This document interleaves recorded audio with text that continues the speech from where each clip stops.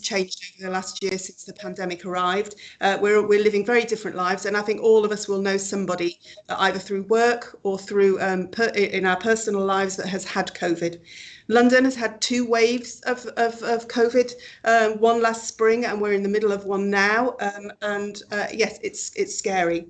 We're all living and working under restrictions that the government has told us to abide by. So we've got the hands, face, space, so washing hands, wearing face masks, allowing social distancing, distance 2 meters between each other, and also more recently allowing that the importance of air ventilation has been spoken about. So we're all opening windows when we're inside, and that is one way of getting this virus, this pandemic, under control. But having a vaccine now gives us another opportunity.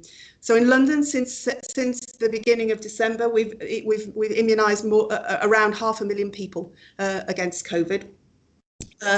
But we understand that for some people there are some serious questions about the vaccination, and that's why we're here today, to answer some of those questions. There's a lot of information circulating that can be confusing, so this is your chance, hopefully, to ask questions and hear from people who have got some answers around that information. So we've gathered together a group of people, and if you could move on to the slide with our speakers for this afternoon, please. Sorry, Jen, I think someone has taken our control of slides. So can one of the guests, I think your name is Jamie, can you click stop sharing, because that will allow us to share our slides. Great. Thank you. Okay, so these are the people you will hear from. I'm Jane. You can see me in the top left corner. We'll have Bryony Sloper, who leads our ageing well and community services and out of hospital work from London, the London region in the NHS. Aileen is a previous Director of Social Services in the London Borough and represents the Association of Adult Social Service Directors, and will be on our panel later. Dan, a very important person for this afternoon, is going to be controlling the screen and coordinating the questions that you're going to ask. Ezra, you will have heard Ezra's voice. He just asked the person, Jamie, to stop sharing the screen, is one of our presenters, and he leads the enhanced health in care homes work across London.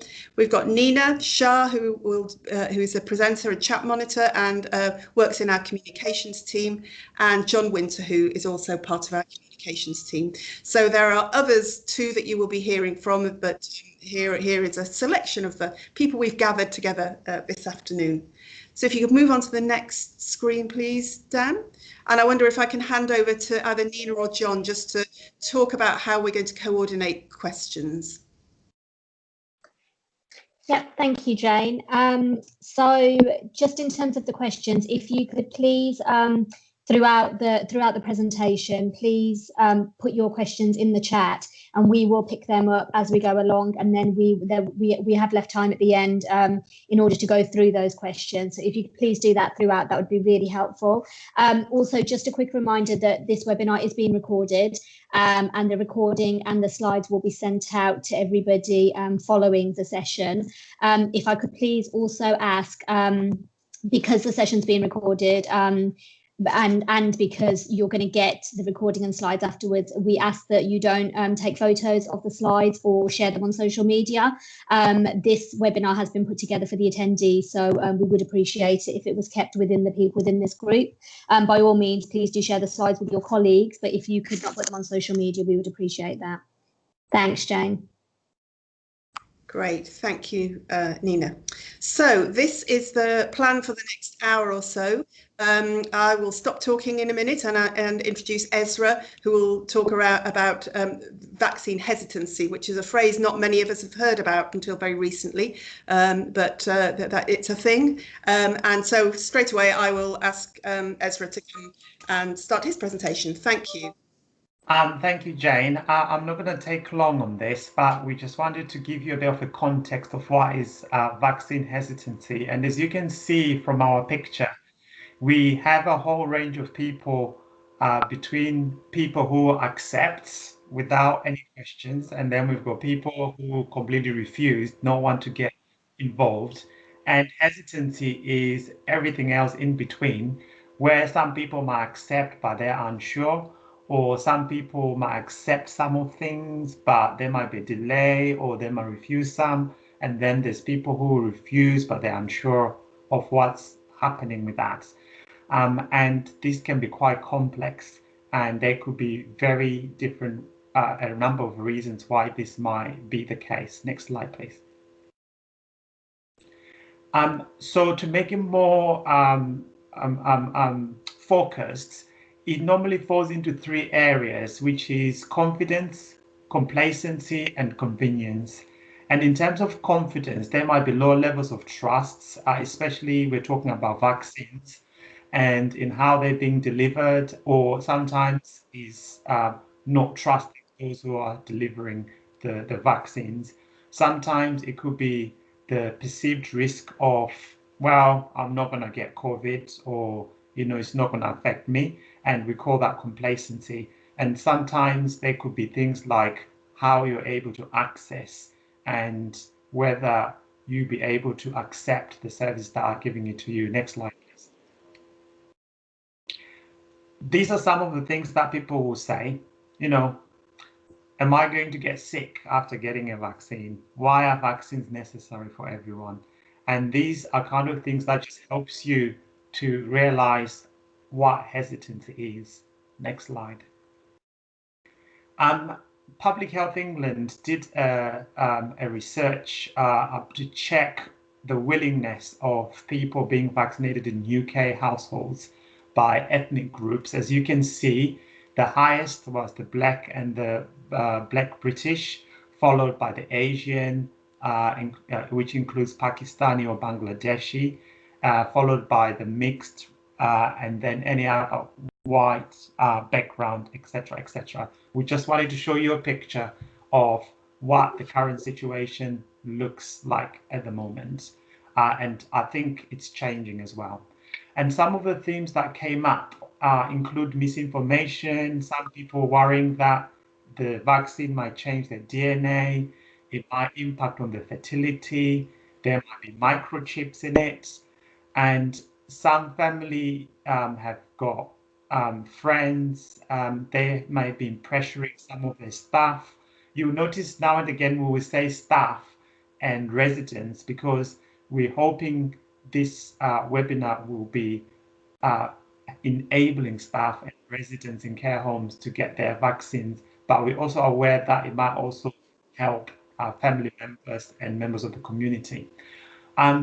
Fear and mistrust are other things. For example, why are Black people suddenly at the forefront? When did the government start caring?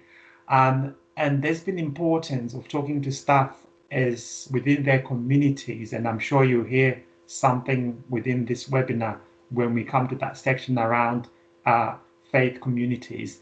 And there's also concerns. Some people have preferred AstraZeneca because it's the British brand. Other people are saying Pfizer is not been so clean in the past, etc., etc. Next slide. We just wanted to highlight that some of the information we're sharing today will kind of focus on safety concerns, not being first, or when people saying they don't need it, or when they're saying it won't work. And you will see some resources we're going to share to hopefully support you and help to spread the messages about the importance of the vaccine. Next slide. I will pass on to Mike. Thank you very much, Ezra. My name's Mike Armstrong. I'm Managing Director of Havering Care Homes. I guess at the outset to say, I don't have all the answers.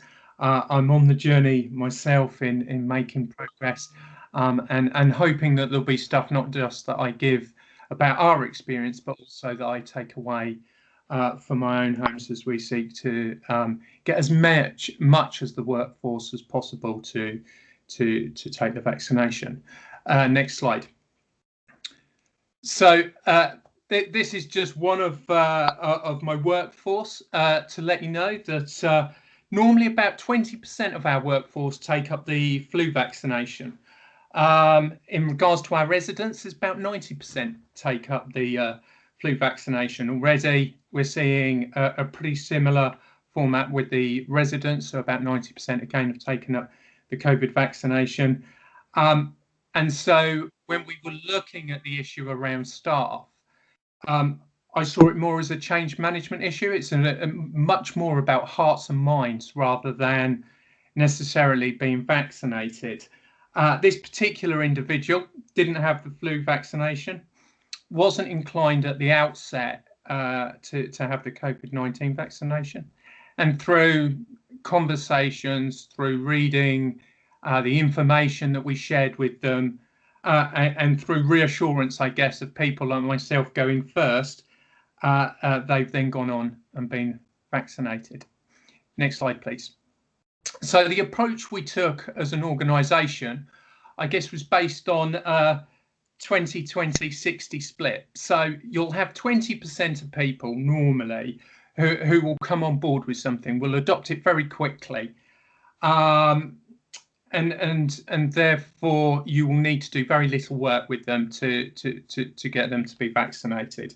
And actually, when we look at our flu vaccination levels in the home historically, they're about 20%. So we've basically, the ones who want it have got it, and we've not worked much past that. So accepting that it's probably a change management issue, there's a big core 60% in the middle who are there to be won over. They need information, they need to have, their peer group supporting them, working with them, seeing others having it, building up that confidence as more and more people have the vaccination and are well at the end of it. And then the last 20%, they're the group who will largely dig their heels in, who are really uncomfortable, scared, worried, have concerns, don't necessarily believe the facts, and they're a much more challenging group. So that is the way that we've split it down as we tackle it. So moving to the next slide. So the first 20%, the low-hanging fruit. What we did with this group of people was literally send them out a text saying to all of our workforce, would you like the vaccination? And if they come back saying yes or no, then it gave us a baseline to understand whether or not that they were likely to go ahead in the first wave, where you could book up and you could go to the hospital to have the vaccine. And I have to say, Queen's Hospital in Havering had a super system, which meant that we were able to just send out a link to our workforce along with the link to the information about the Pfizer vaccination, which made it really quick. So from their phone, they could literally press one line, in they went, you answer some questions, and the appointment date came up for you. So it was a really quick, simple process for that part of the workforce. So then you move into the second group of staff. And for them, what we started to do was carry out a survey. So we asked them what their concerns were, what their questions were. And in the background, we knew that the Healthy London Partnership and Vaccine Team for London, etc., were working on some frequently asked questions and answers. And the stuff that was coming through there, we were sharing back into the system to ensure when the frequently asked questions came out, we were able to then share it with the workforce, and it was answering some of their concerns. We then made arrangements with our GP to have the vaccination of the residents and a number of the workforce together. So there was a proportion there who needed convincing, who through those question and answers actually came on board, had the vaccination. I'll talk about those numbers in a moment. And then the last element of that particular group of people, and moving into the next phase of the group of people who are less likely to take up the vaccine, is starting to have those one-to-one meetings, actually sitting down and unpicking what their concerns are, whether or not there's stuff we can do to address it, whether or not they had a... So one of the things we found out is for some people, they were really particular about having the Oxford vaccine rather than the Pfizer, because they wanted something that was British.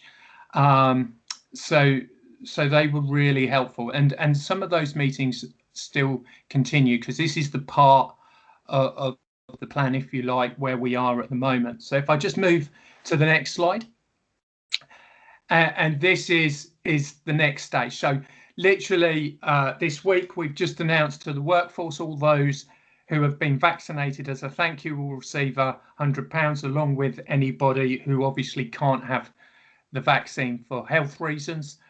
They will also receive the payment.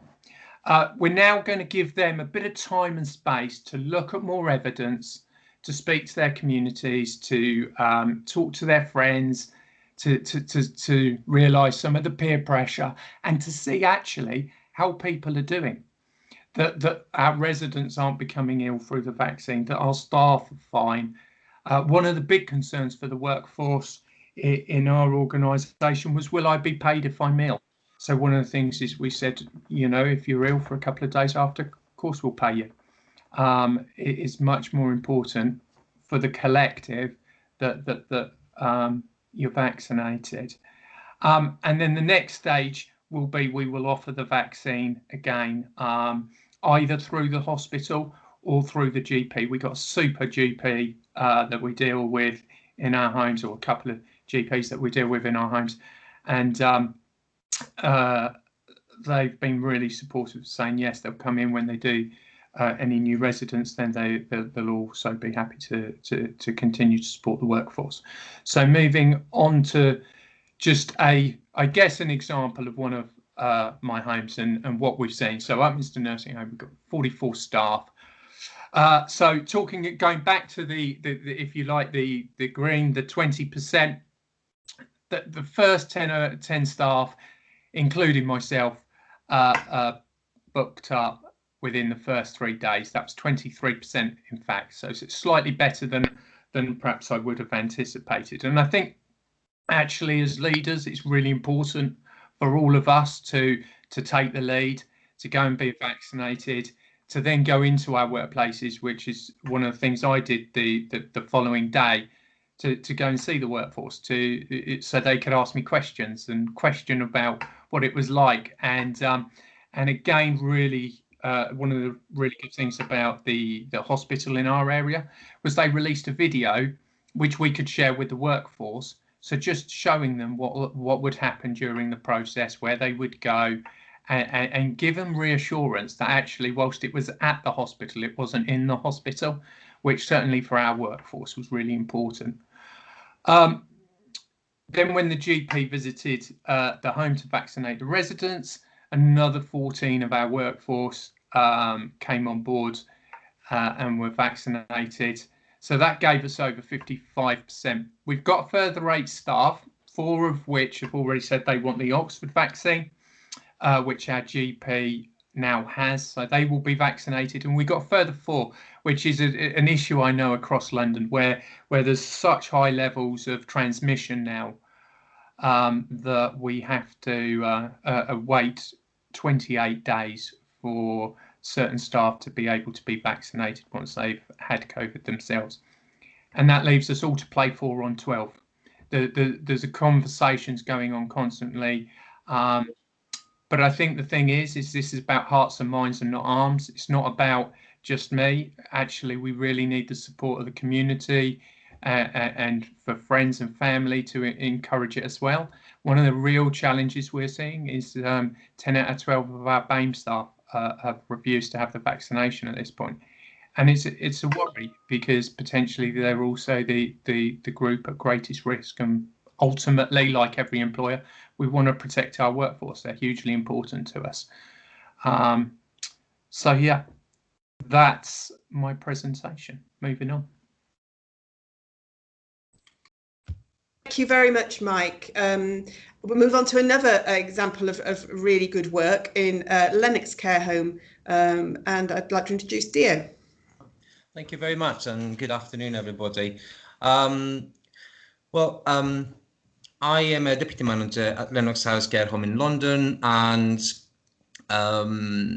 basically my background is research, nursing, and where I used to be in London School of Hygiene and Tropical Medicine, and I've got quite a lot of involvement in epidemiological studies. So I was sort of prepared for this kind of situation to basically help out in the home and, you know, improve things in terms of the uptake of the vaccine. Can I have the, thank you. Next one, please. So just an overview of what's happened, what's been happening so far in Lennox. So out of, I mean, we have 37 residents at the moment, of which 33 have been vaccinated and 4 were either unfit for the vaccine on the day or physically aggressive to receive it. So which means acute dementia. So we couldn't restrain them, or we didn't have the consent for that anyway, so they could have it. So hopefully in the next round, when they come for the second dose, we will be able to vaccinate those who couldn't receive it in the first instance. Now, more interestingly, among staff, we have started this kind of campaign about the COVID vaccine way before the COVID vaccine was out.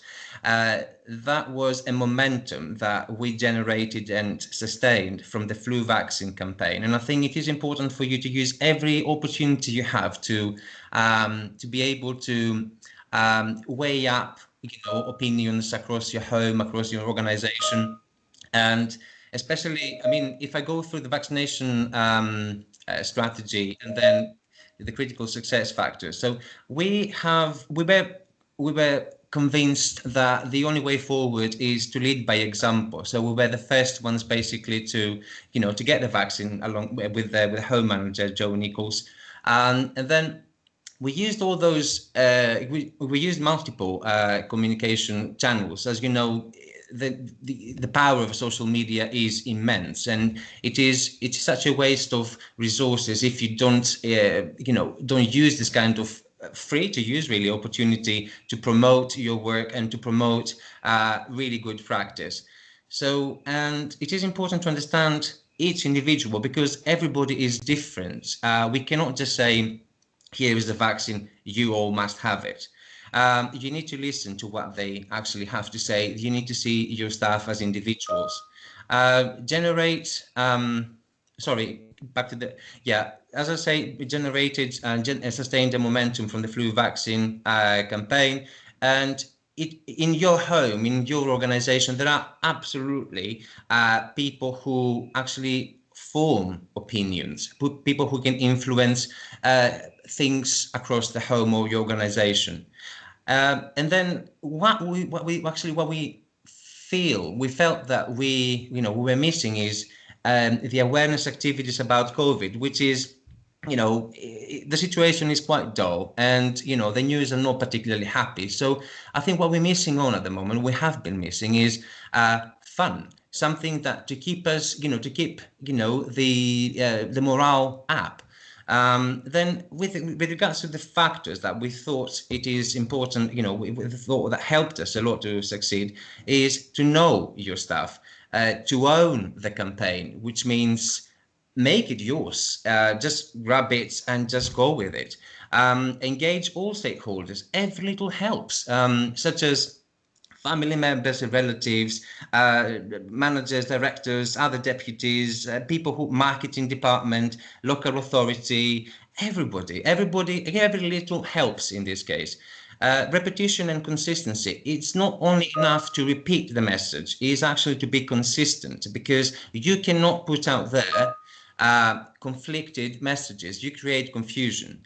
And empathy is important. Empathy is a child of love and kindness. So this is what we do here.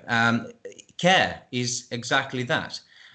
Caring for someone requires genuine empathy, and make time to listen. There is no good or bad time to to receive someone's concern, someone's worry about what's going on, what's going to happen with the vaccine. So if we could move to the next slide, please. Thank you.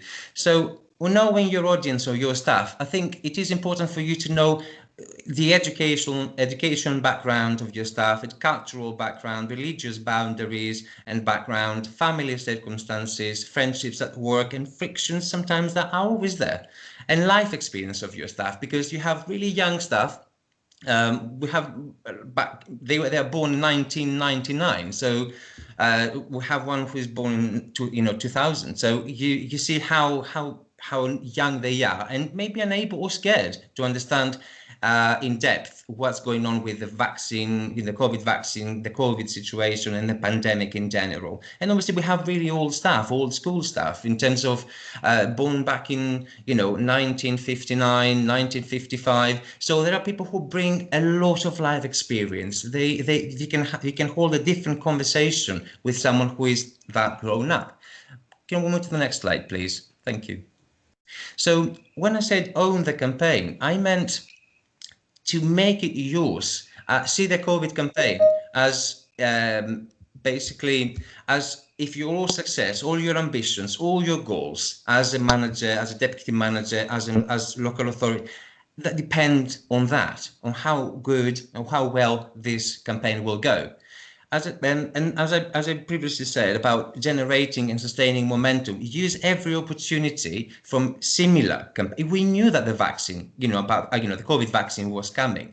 What we also knew is that the flu vaccine is always on the cards every single autumn. So that was our moment, the moment that we chose here to say, to see how many people will actually or volunteer to have the vaccine. And they were the first ones that we went back to get consent for the COVID vaccine. So we worked on some sort of a database that was already there from a couple of months ago. Spend time to read about the available vaccines, know every little detail around this matter, and fact check your sources. Again, because people come to you and ask you questions that expecting that you are a genius, you are someone, who basically, even some people, I didn't produce the vaccine, but I can tell you about it because I have spent quite a lot of time reading about it and be up to date with every aspect and novelty, because as you just start to promote the vaccine, they will come to you and they say, did you see what yesterday the Pope said, or the Queen said, or the Prime Minister, or in what happened in that country? You need to be able to fight back in the kindest way possible. And you see the screenshot there from Tina Jageda, who is one of the people that we work really closely together. And that is a certificate of achievement that we had from the flu vaccine uptake, which is up to 84%. And in my understanding, and based what Tina says in her tweet, that being the first home in Islington to reach 84%. So move to the next, please. So to me, it is important to feel and to be a human among humans that speaks reason, other than being a boss among staff giving orders that you must have the vaccine, otherwise this or that. So show genuine empathy and understanding. People, that's one of the principles that I grew up as a kid. People may forget what you told them, but they will never forget the way you made them feel. And use quick opportunities to have one-to-one chat with your staff as you make coffee or as they enter the building to clock in and out. These are good opportunities to have like a 2-3 minute chat about it, just warm them up a bit. So when the big conversation comes up, you can actually address it in a proper way. Nominate champions, people who will spread awareness about COVID, who will spread awareness about the vaccine. They will surely know definitely more. Actually, they surely know more about your staff than actually us managers here, because they work together and they share the same, the same kind of. They see themselves, they see each other every single day, and they have more intimate sort of bond and connection. We have the 10-10 meeting here in UK. So this is the meeting, a catch-up meeting between the heads of the departments. So I use that as to give out reminders for, to our heads of departments and staff, to bring me, more volunteers if they can, just to try and just persuade, if not convince, staff that, they are a bit in a limbo situation. Buy them a Costa coffee, just have a group conversation. I've done that and it worked. So I bought coffee for a whole, entire floor, which is 7-8 members of staff there. And I said, okay, let's stop the floor now and have a little chat with a coffee to see what you guys think about the vaccine. And that altogether thing is a social opportunity where they all open up and they feel, they see their colleagues around and they feel they can share fears, worries, concerns, everything. Help understand the scale of how many. This is the analogy I basically I used to, I've been making so far. That imagine how many you will save if you get the vaccine than actually not getting the vaccine and infecting people if you test positive for COVID. Hi, Theo, it's Jane here. I'm really sorry, you're really warm to your subject, but I'm keeping an eye on the time, and I just wonder if you could start to finish up with just the priorities for the rest of the presentation. Absolutely, and I'm sorry about that. Sorry. Let's move to the next slide, please. So celebrate and recognize those who had it. Come up with activities that, like the piñata, the COVID-19 piñata we created, how we beat the virus. Next one, please. So communication and press, please use social media. As I said, strong power. Create videos, YouTube. You've got we've got the WhatsApp group for everybody here in Lennox. So all staff members are on a WhatsApp group, and this is where we do our gallops and everything to see how an idea or something like the COVID vaccine lands among staff. The next one, please. Same again, use your activity coordinators, bring them up, translate statistics for your staff, bring them up to speed with actually what's the fact-checked novelty out there. Next one, please. Lead by example. As I say, we have been, this is Joe and myself, we have been the first ones to get the vaccine, to promote it. Be humbled as well, and confident, and use self-validation. Tell them, we've got 0 cases here in Lennox, and there must be something we're doing right. Please follow the example, follow our advice. Next one, please. Reflect. This is what we don't do. We don't spend time to reflect on our actions, on our own strategies. We are managers. We are meant to, to plan ahead, to come up with strategies other than firefighting, and build trusted relationships with your staff, because that always pays back. And I'm sorry if I'm taking so much up your time. And I think that's the last thing I wanted to say. Thank you very much.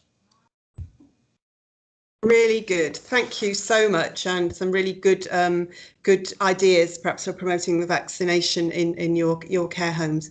So before we move to your questions, we've got some other guests here. So we've got Eunice, Mohammed, and Alan Green, Reverend Alan Green. I just wonder if each of you could just give your reflections on where we are, where you are, and where your communities are with the vaccination before we move on to questions. Thank you.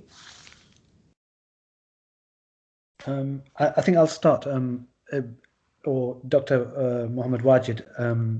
He is the Vice President of BIMA, the British Islamic Medical Association, and I am a Head of Chaplaincy at Barts Health NHS Trust. And I think, we've been looking at the vaccine, we've been looking at the responses from the community, and, just like in every community, we've been finding that there is hesitancy, there's some anti-vaxxers, but there's good take-up of the vaccines as well. And as an imam, as a religious leader, I have to stick to my principles. My principles are very clear. When it comes to any medicine that I want to take in the future, or if I've got a problem with my health, I will go to the doctors and ask them that you are trained in this field or that field. If it's a heart problem, I ask them about the heart issue and try and find a heart specialist. If it's a kidney problem. So my principle is to go and ask the specialist, and that's what Islam says as well. So what I did as an Islamic leader is to go and ask virologist, consultant virologist, somebody who's a PhD in infection control, and they gave me the confidence to take the vaccine. As a frontline key worker, I took the vaccine, I did a video, and I put it out in social media. As our Gio mentioned in his previous presentation, we have to lead by example. So I've done the vaccine, my parents have had the vaccine, and then BIMA, the British Islamic Medical Association, who are Muslim physicians who are trying to collect the information about the vaccines, they've done an amazing piece of work in terms of trying to find out the efficacy of the vaccine and put it out there for the community to look at and make their own decisions. Also, from a religious perspective, we have specialists, imams who look into the whether the vaccines are halal, or whether there's any ingredients there that might be a problem. And all three vaccines that have been approved in the UK so far, whether it's Moderna, whether it's Oxford AstraZeneca, or whether it's Pfizer, all three are allowed within Islam. They are halal. They don't have any ingredients that would be concerning for a Muslim to take. I'll pass it on to Dr. Wajid. Thank you so much for Sheikh Yunus for that introduction. So the only thing I would add to what has already been said is that the vaccine hesitancy that people have, it comes in different flavors. There's some things that cut across all communities. So all communities are a little bit worried about whether the vaccine can change your DNA. It cannot. Whether the mRNA vaccine is completely untried and untested. It isn't. It has been tested. It has gone through rigorous trials. Whether the fact that they've gone from 10 years of development to 10 months means they've cut corners on safety. They haven't. But then there are some specific concerns that you'll find that if you have colleagues from the Black community or the Muslim community or the Sikh community, they'll have very specific concerns. So if you have Muslim colleagues, some of their concerns will be, does it contain pork? That's a very specific question. And if you don't have the answer to that, suddenly the conversation gets derailed. Or does it contain alcohol? Or can it make you infertile? So there's some questions that may be very specific to the Muslim community, and you might want to know, how do I get the answer to this? Because it's not always easy to have your imam on speed dial or to find a healthcare professional who is a Muslim. So that's where we come in. So I'm the vice president of the British Islamic Medical Association. If you go to a website called britishima.org, British IMA, Islamic Medical Association.org, you will find our vaccine hub. There we answer the usual questions that anyone has about the vaccine, the myths that are out there, and we put down the facts with references there. Some of them are very specific to the Muslim community as well. And also you can access speakers. So you could request a speaker. You could say, hey guys, this evening when you go home, I've organized a speaker to have a few words, answer some of your questions, 7 p.m. on a webinar. It'll be 30 minutes, prepare some questions and you can ask them. So we can provide speakers as well to those who need it. But the main thing I wanted to point out to you is that, actually the majority of the hesitancy is very similar. It's not just one community. Every community has hesitancy, even amongst healthcare professionals. And the speakers already have told you about how to deal with it. They've done an excellent job in explaining that.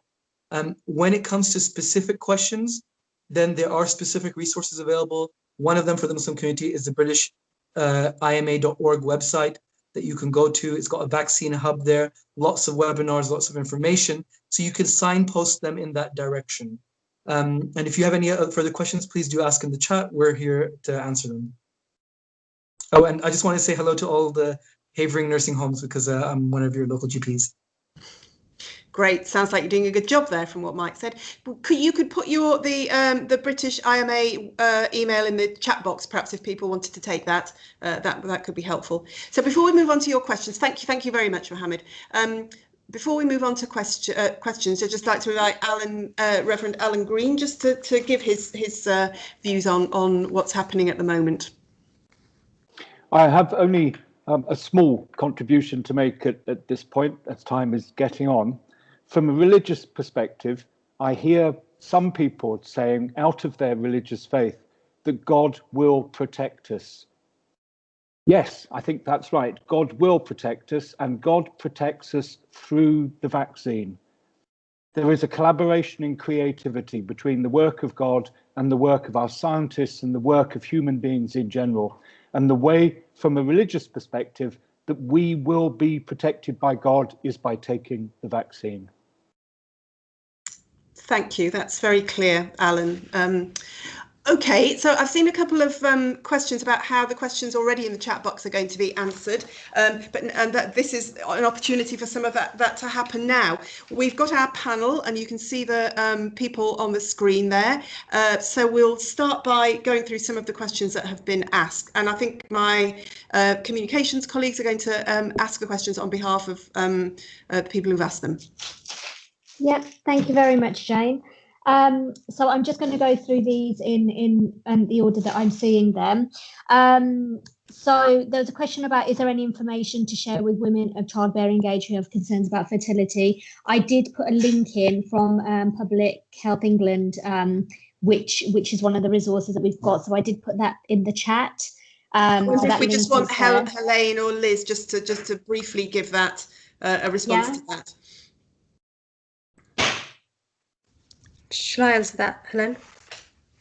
Just go for it, Liz. Sorry. The links are really helpful that have been shared already, but there is no evidence that the vaccines have any adverse effect on fertility.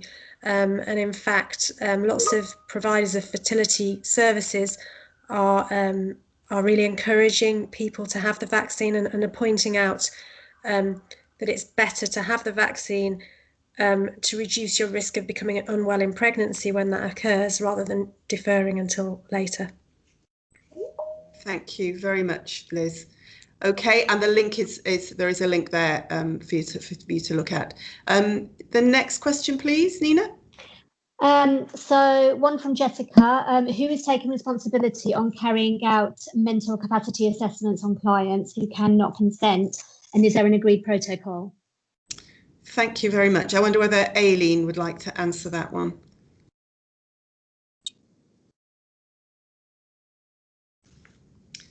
Aileen, are you there? Sorry. Yes, I am. Sorry, my muting thing got stuck.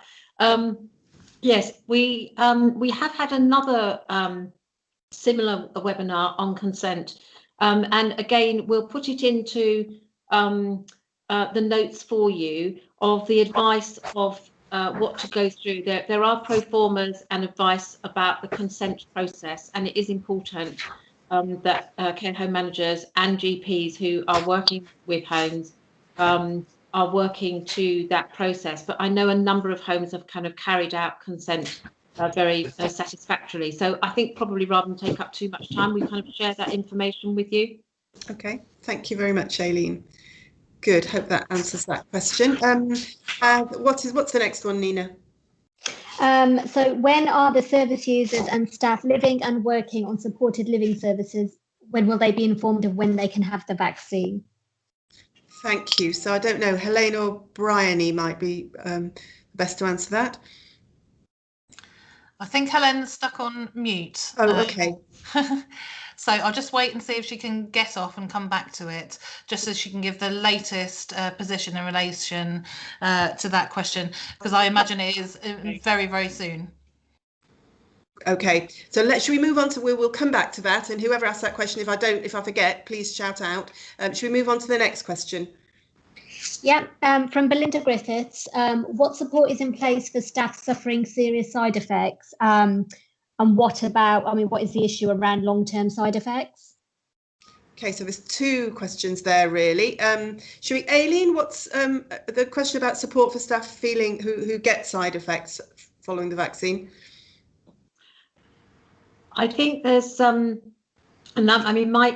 also has talked about this in the past. I think a number of managers are looking at rotas in case it is the case, and certainly with the second vaccine that has been the case, where staff might have some side effects, but the feedback has been that has been in very few cases and has only been for a day or so. Other kind of support, obviously, in terms of people being able to get to centres, and Mike talked about the way in which that had been supported, is there as well. But somebody else perhaps pick up the long-term side effects, but it hasn't been something that people have been reporting has been a huge problem. No, that's right. Helene, do you have, the question is around, what are the side effects, and are there any of them long-term? Thanks very much, Jane, and apologies. For some reason, my mute button was stuck. So in terms of the side effects for both of the vaccines, obviously any injection into a muscle in the arm, you get that feeling of bruised, slightly tender area in the muscle. And most people experience that with both of the vaccines. And then the most common side effects for both after that are perhaps feeling a bit tired. Sometimes people report headaches, and a few people have reported having a raised temperature and feeling a little bit like you've got a heavy cold or flu. But for all of those people, they experience that the reported incidence of that is low, sort of less than 10%, and they usually last to 24 to 48 hours and respond very well to paracetamol.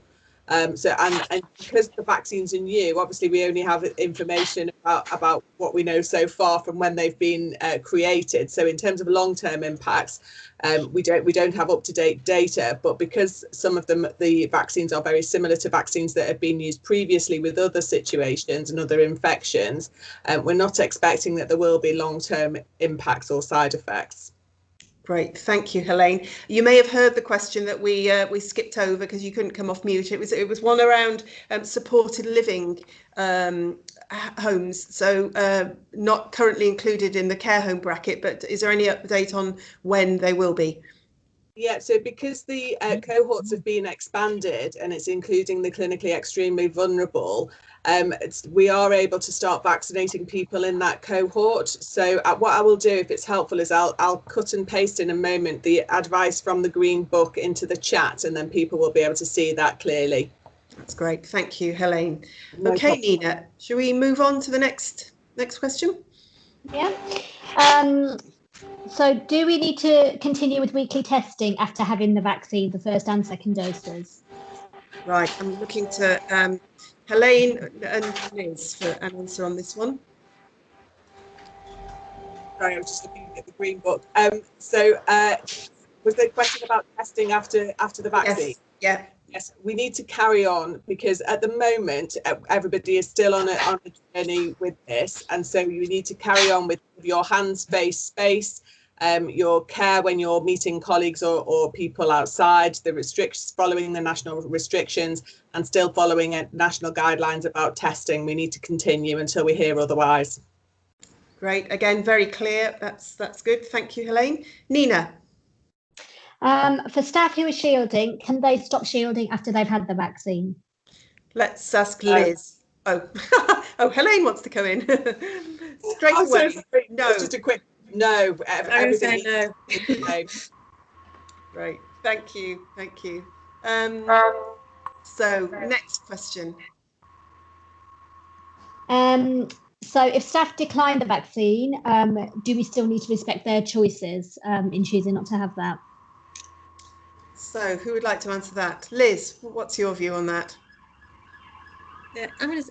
Yes, I mean the vaccine isn't compulsory, but I think it's important to make sure that everything's been done as has been outlined by our speakers today, and trying to understand the reasons why they didn't want the vaccine, and to try and make sure they've accessed as much information as possible and have access to educational material. Right. Okay. That's good. Thank you very much. Where else? Where are we going now? What's the next issue? We've had a lady asking. So she's missed the vaccine, and how would she be able to get this now? Sorry. Oh, somebody has got something noisy in the background. That's great. Thank you, Helene. So somebody has missed the vaccine, but wants to get it now. So missed the appointment for the vaccine first time round. How should she go about making an appointment? Yep. So I think initially speak to your employer if you're in a fixed employer situation, because they might know about whether you're going to be able to have the opportunity of somebody coming back to the care home or space where you're working again. If that's not the case, or if you're a domiciliary worker or something like that, then you can contact your local system, so your local ICS system or your local CCG, and they will be able to help signpost you, and you'll either be able to go to a mass vaccination centre centre or a local vaccination centre that are run by the primary care networks. But there's no problem with you being able to get it. We just need to get you linked into your local service to be able to get that. Yeah, and I'm sure people be very keen to book you in. Everyone is very focused on giving as many people as possible in our current cohorts the vaccine. Great, thank you. Nina. What's the difference between the Oxford vaccine and the Pfizer vaccine? I think there's also been a question about the third vaccine, the Moderna, which we're not currently giving at the moment. But sorry, Helene, it's probably back to you. Helene is our clinical lead for the vaccination programme in London, which is why I'm asking her to answer so many of these questions. That's all right.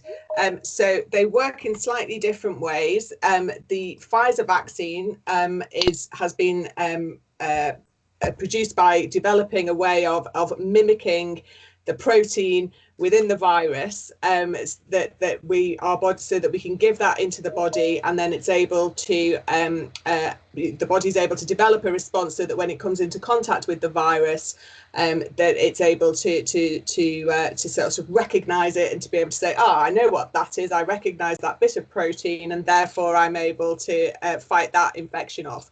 The AstraZeneca vaccine is more of a traditional route, and is very like some of the vaccines that have been developed previously for other sorts of infections.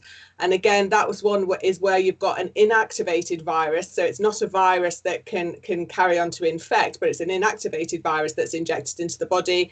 And so that one is where your body recognizes the protein from that way. So one's sort of been produced artificially, and the other one has been produced from inactivating a previous virus. And so it's just different ways of getting your body to mount an immune response, so they recognize it from having seen it before. Does that make sense? That's great, thank you. And what about the Moderna, Helene? That will come on into the UK later in this spring, I think. So the Moderna is in a similar vein to the Pfizer model. So it's in this new way of developing vaccines. But one of the advantages of the Moderna is it's not as difficult to transport. You will have all heard about the difficulties that there have been with the Pfizer vaccine in terms of the very low storage. The Moderna is similar, but not as difficult to maneuver with. Great. And there's a question just that Bryony's asked, but I think it came up in some of the presentations today about can people choose which vaccine they have? So nationally, there's not been a policy agreed yet about being able to choose. And what there has been is that different sites, because of logistical reasons, are given one vaccine or the other. So I guess potentially if an individual knew what was happening in their local vaccination centre and knew what vaccine that one was being given and was able to compare that to the vaccine that was being given at one of the larger mass vac sites, one could choose which one you went to go to visit. And so in that sense, there's an element of choice, but not all sites will have both vaccines. And so in that sense, there isn't a choice. You will get the vaccine that's available at that site. Thanks, Helene. Right, we've probably got time for one more question. I'll ask Nina which one she wants to choose. For all the other questions, we will be sending out the responses to you, so it's not that we won't answer them, but let's just use this last minute on the final question. So the next one I can see is, if a person has taken a certain type of vaccine, would the second dose be from the same brand? Yes. Yeah, great. Another one-word answer, very clear. Great. Should we go for one more then, Jane? Okay, yeah, that was just one more.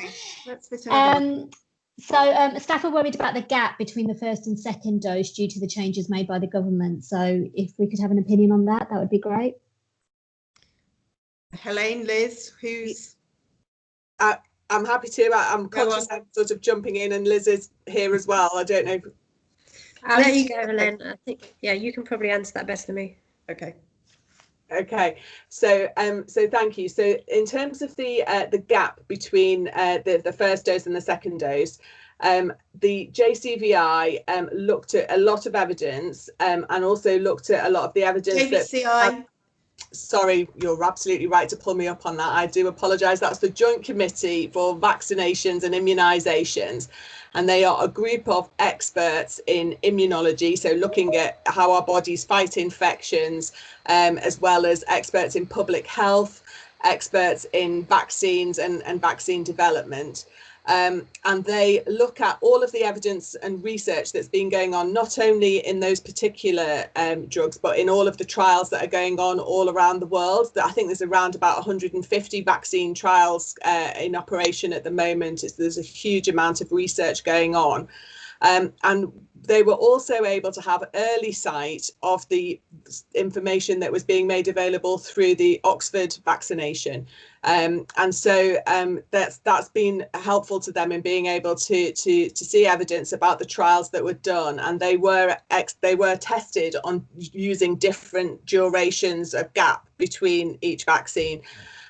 That combined with the rate of infections in the UK at the moment, and they have to always weigh up the balances of risks. The decision was made that it would save more lives by giving more people one dose that would give them a 70% coverage and improvement in their chances of being able to resist or fight those infections, and so reduce deaths, reduce them having to people having to go into hospital. If they did one vaccine instead of doing two vaccines to fewer people, by giving one vaccine to more people, that would have a better impact on reducing the number of deaths and reducing the number of people who had to go to hospital. Great, thank you, Elaine. So I think we've overshot the 2:30 mark, so we'll need to stop there. As we said, we will be sending out the copies of the presentations and the recording, but answers to the questions as well. Importantly, it's not on that you come onto a call like this wanting your question answered and it isn't. So we will undertake to answer those questions and get the responses out to you. Thank you again for making this time. I know you're there probably in a personal capacity, and I hope if you are, then you've had some of the answers to the questions clarified, and will be in a position to make a decision to have the vaccination. But some of you will be there as in terms of your work role and thinking about how you go about talking to staff that you're perhaps responsible for, or you work alongside, and helping them make a choice to have the vaccination. It really is going to be one of the things alongside our hands, face, space and ventilate messages that will get us over the pandemic, and I think that that can't come too soon as far as all of us are concerned. So thank you to the panel, to Helene, Bryony, Aileen, Eunice, Alan, Mohammed, Liz, and Ezra, who's missing from that screen, but has done a lot of work in putting this together. We're very grateful, and hope you found it helpful. So thanks very much, and I hope you're able to now go ahead and have the vaccination. Thank you very much. Goodbye.